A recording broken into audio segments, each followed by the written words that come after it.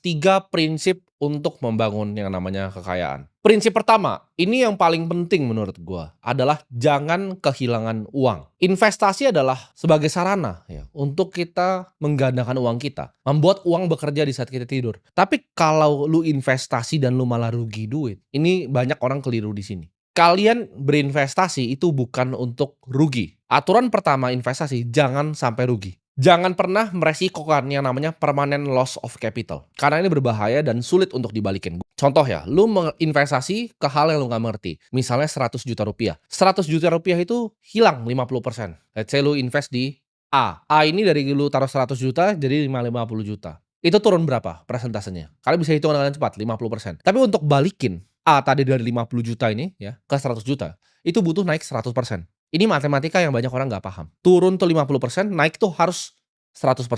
Kalian tahu nggak kalau turunnya 60%, ya misal jadi 40 juta, itu harus naik berapa untuk balik lagi seperti modal semula? Jawabannya harus naik 150%.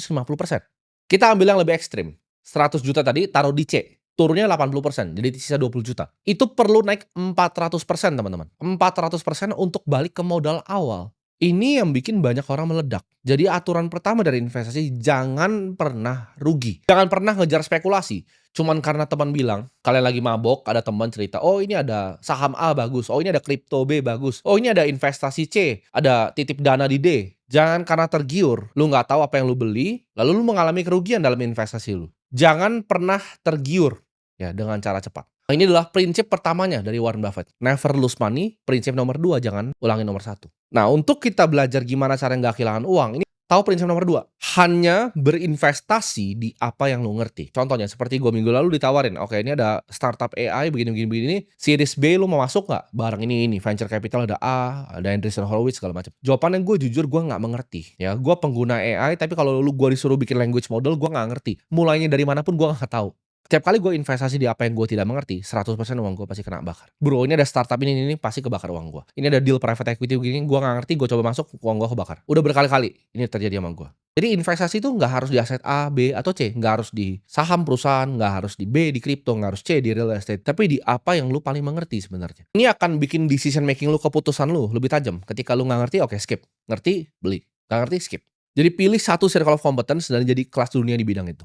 Prinsip terakhir ya adalah untuk berpikir secara jangka panjang, pikir secara long term karena compounding adalah keajaiban dunia ke-8. Buffett itu hit $1 billion di umur 56 tahun. 16 triliun pertama dia itu di umur dia 56 tahun. Butuh waktu puluhan tahun untuk compounding uang dia. Untuk yang memanfaatkan namanya bunga majemuk ini. Dunia itu terlalu banyak isinya orang yang cuma mau lari ya, mau nge-sprint pendek, tapi mereka nggak lihat bahwa investasi adalah game seperti maraton. Siapa yang punya endurance? Siapa yang tahan paling lama? Gue tidak pernah punya mindset untuk nyari uang cepat, enggak. Mindset gue adalah gimana caranya gue bisa bikin kekayaan yang bertahan, bukan nyari uang cepat. Beli apa yang lu ngerti, ya tahan selama mungkin kan. Jadi yang pertama gue ulangi lagi, jangan sampai rugi. Kedua, beli apa yang lu ngerti. 3, punya mindset jangka panjang. Karena investasi adalah maraton, bukanlah sebuah sprint.